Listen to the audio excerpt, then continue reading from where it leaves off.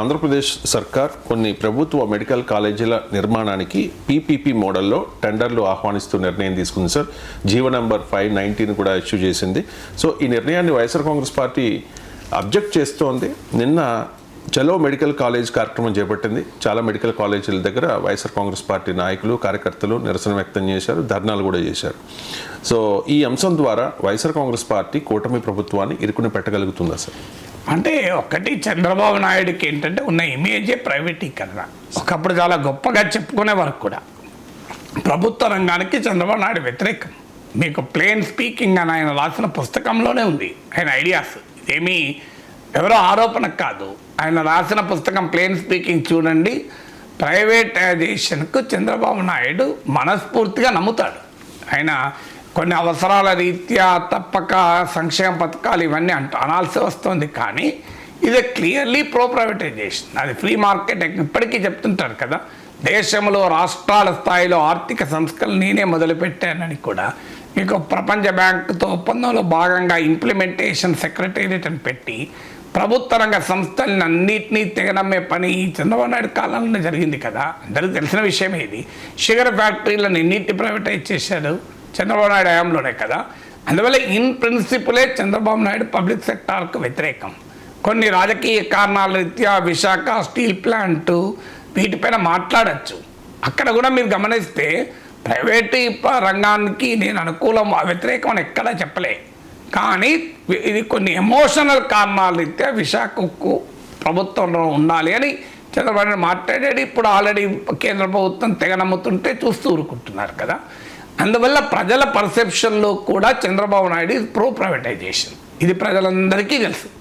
అందువల్ల వైసీపీ ఈ మెడికల్ కాలేజీల పీపీపీ అంశాన్ని జనంలోకి తీసుకెళ్తే పబ్లిక్ పర్సెప్షన్ చంద్రబాబు నాయుడు ప్రభుత్వానికి వ్యతిరేకంగా తమకు అనుకూలంగా నిర్మించవచ్చని భావిస్తుంది. ఎందుకంటే ఆల్రెడీ చంద్రబాబు నాయుడు పట్ల anti public sector, pro privatization అనే యొక్క పబ్లిక్ పర్సెప్షన్ ఉంది కనుక దాన్ని ఉపయోగించుకోవచ్చు అనేది ఒక లక్ష్యం. రెండవది, జగన్మోహన్ రెడ్డి ప్రభుత్వం మొదలుపెట్టింది 17 గవర్నమెంట్ మెడికల్ కాలేజెస్. అందులో 5 మెడికల్ కాలేజెస్ విజయనగరం, రాజమండ్రి ఇలాంటి చోట 5 చోట్ల ఆల్రెడీ మొదలయ్యాయి కూడా, క్లాసులు కూడా మొదలయ్యాయి. మిగతా ఫేజెస్లో మిగతావి కావాలి కూడా. సో అందువల్ల జగన్మోహన్ రెడ్డి చూడు 17 గవర్నమెంట్ మెడికల్ కాలేజ్ పెడితే వీటిని చంద్రబాబు నాయుడు ప్రైవేటైజ్ చేస్తున్నాడు. పబ్లిక్ పీపీపీ అంటే అందరికీ తెలుసు. పబ్లిక్ ప్రైవేట్ పార్ట్నర్షిప్ అంటే ఏంటి?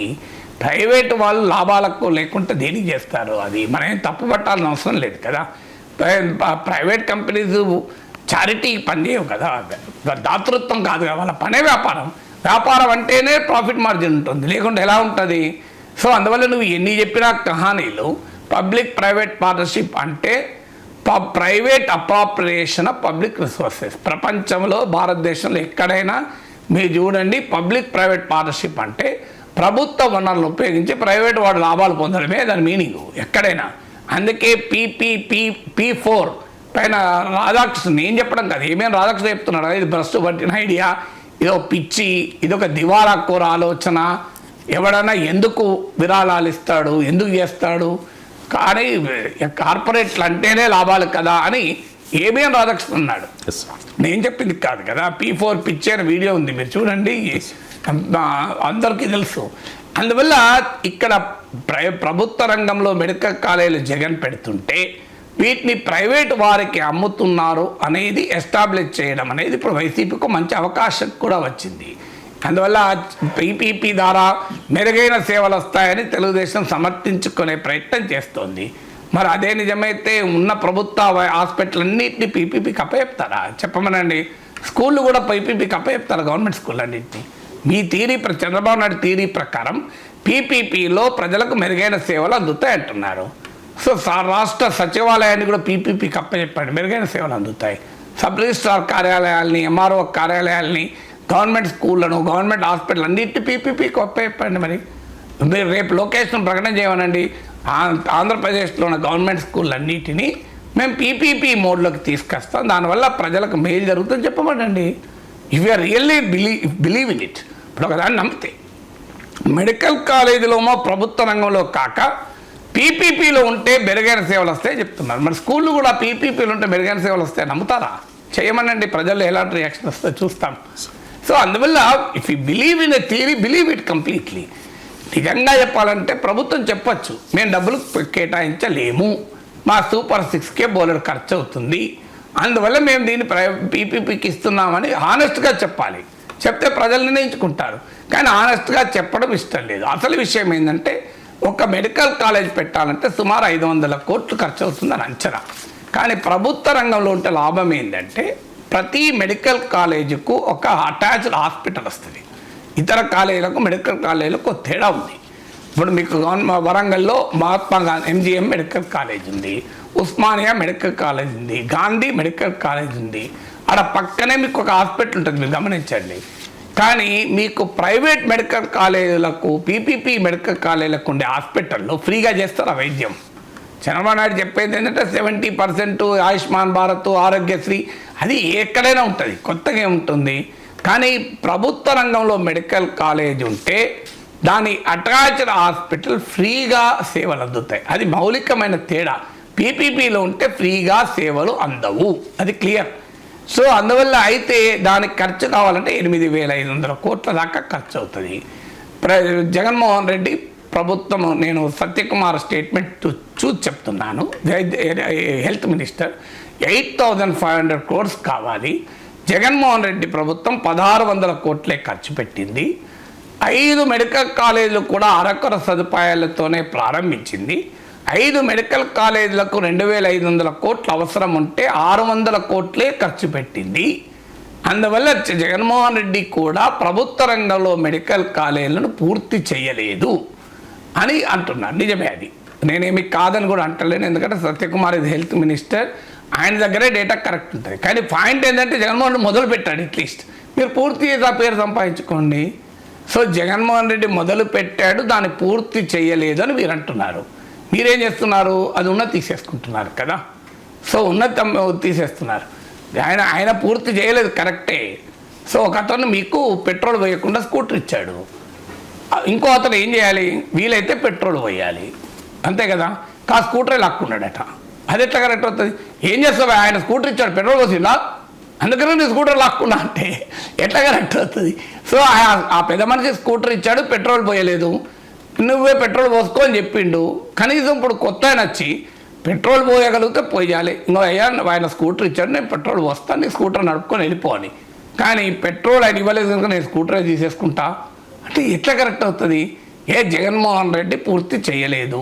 పబ్లిసిటీ కొరకు ఒకటేసారి 17 మొదలు పెట్టాడు, వాటికి చాలానే నిధులు కేటాయించలేదు. మీరు కేటాయించండి.